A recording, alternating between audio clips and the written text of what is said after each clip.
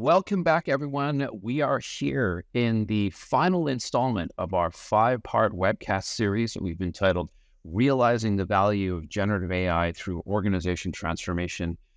It has been an incredible series of discussions we've had over the previous 4 episodes where we've talked about implications of generative AI. We've talked about the impact on and how to assess your workforce in terms of the upcoming change. We've talked about training and upskilling, and we've talked about the all-important aspects around change management, because this has broad sweeping implications across the organization. We hope that today you found a lot of value in it. And today what we're going to focus on, I'm super excited about this, is how you can take all that and have a really practical approach to getting started and taking the first steps towards organization transformation to help enable generative AI across all roles and all business areas towards your objectives. I am really excited to have 2 key members of my team join us today. We have Jasmeen Waliany and Rachel Harrison. I'll take a moment to just let the 2 of you introduce yourselves. Thanks, Ian. Hi, everyone. My name is Jasmeen Waliany, and I'm a senior manager at Cognixia, focusing on change and org transformation. And I'm Rachel Harrison, a senior consultant here at Cognixia, and I work closely here with Ian and Jasmeen, working on the same thing. Fantastic. And the reason that I'm so excited to have the 2 of you here today is that between the 3 of us, we've led transformations across tens of organizations. And so to speak, we're not just talking about principles and practices today. We're talking about a view from the trenches, what it looks like from the ground floor in terms of activating these types of transformations and really what it takes. And along those lines then, maybe I'll start, I'd love to have the 2 of you comment on this. Based on your collective experiences with this type of GenAI transformation, what do you think our clients should consider first and foremost as a starting point? I think the first thing they need to consider and think about is, do they have a clear vision? What are they hoping to accomplish with delving into generative AI? What is their GenAI ambition? What's the value to the organization? What are the business objectives they hope to accomplish? Is there alignment on those things on their leadership team before diving in? And what's really important is that in order to strive toward that North Star and that strategy, you first need to understand also, where are you currently in your organization today? What are your strengths? What are your weaknesses? That's something that's really, really important to consider in terms of, where you're at in your capabilities, your skills. What are the use cases that you want to focus on? Yeah, I agree. Exactly. And so then if you can understand where your strengths and weaknesses, capability, skills, like Rachel just said, against your aspiration, there are some critical things that you can embark on sequentially, and all of that will shine a light on what you need to focus on immediately to start making some impact and progress toward that aspiration. So you mentioned, that sequentially, and that's just kind of a logical order of things that you want to undertake. What is our experience that showing us that, some of the initial things you need to do right out of the gate? Right out of the gate, the organization should look into doing a current state assessment. As a part of that current state assessment, looking at interviews, focus groups, surveys to get a clear slice and picture across the board of, hey, and it's like a real look at yourself in the mirror as an organization. Where are we today? Kind of what Rachel was saying. That's exactly where I would start to get very clear. And then again, holding that mirror up to, hey, this is where we want to go. This is where we're going in the future. And then it's like, how does that measure up? Where am I today and where am I going? Now, there's probably dozens of ways in which you can do that kind of upfront assessment to establish kind of where we are today. We have a particular approach and that I think has proven itself to be pretty effective. Do you want to talk a little bit about that, Jasmeen? Yeah, it's a proprietary approach. It's called organization DNA. And think of the double helix, as I talk about this DNA. And just like that DNA, it makes up what an organization is. The difference is there are levers in this DNA that can be adjusted to make your organization better. So it's organized into 3 different categories. So it's how you operate, how you organize, and how you behave as an organization. And under each of those categories, there's 4 different levers, right? So for example, in how you operate, it's governance, technology, talent, processes. In this case, as I think about generative AI, that goes into the technology bucket.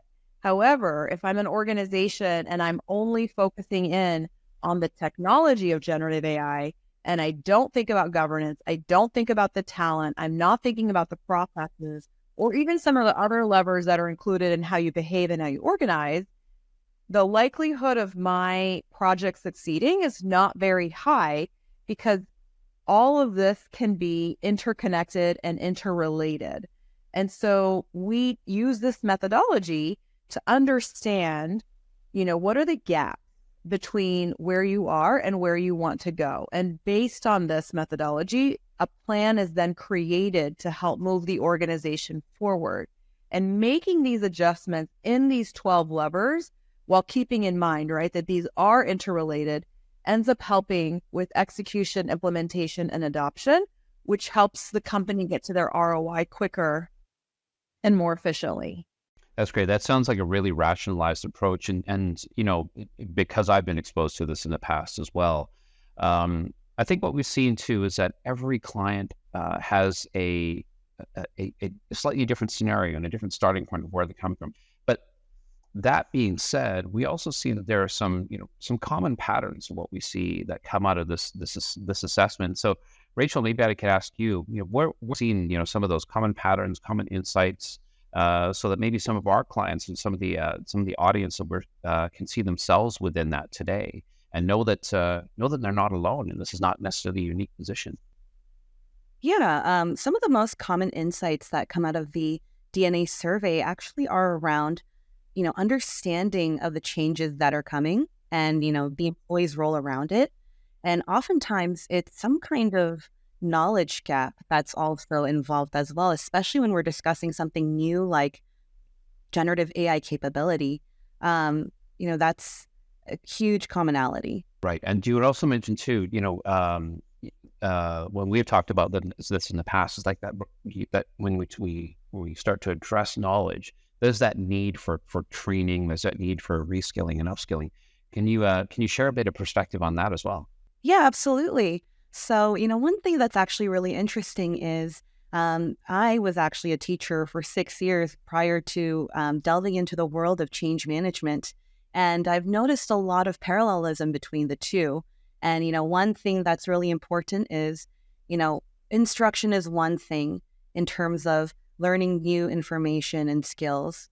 But the most important thing is that learning reinforcement piece. How is that new information and skills sticking?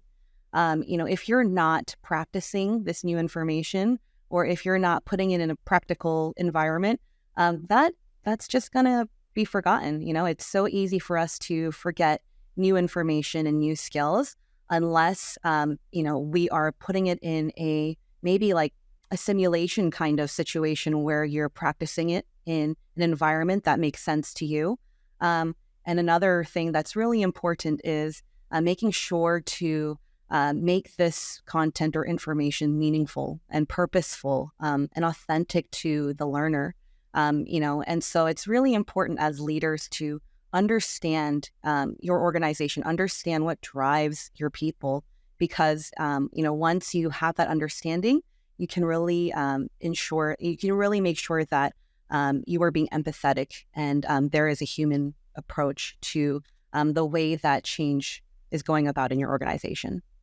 Yeah, I love the fact that you mentioned the word empathy, because you can't get away from the technical side of the conversations when we're talking about generative AI today, because there's just so much happening. New platforms, new large language models, new GPT capabilities. So kind of the list goes on and on. But at the end of the day, this, just as we talked about right from the start, this is about not machines taking over people's jobs. This is about people actually learning how to collaborate with the technology to augment their own effort and be able to do more and bring more value. And so really starting with the people themselves and really taking an empathetic approach, I think is going to be hugely important as organizations move forward. And on that note, if those are some of the insight patterns that we're seeing, what are the common themes that you're seeing, Jasmine, in terms of where you start to see that impact and how it needs to be addressed? I'd love to hear from you. Yeah, thanks, Ian. It's coming from a lot of different places, right? So ways of working, process improvement, culture, there's the new knowledge that we talked about, behavior, mindset shifts. All of these are changes, right? At the end of the day, how you work, how you get your work done, how you interact with people, how you show up, what kind of work you're doing. All of that ends up being behavior and mindset shifts when it comes down to it. And if there's anything that we've learned is that change has to be consumable. And I think one of the ways that we've talked about it in the past is, snackable approach to change. A lot of the change programs I've seen out there end up being cookie cutter for everything, or they're too big or monolithic, and it just doesn't work.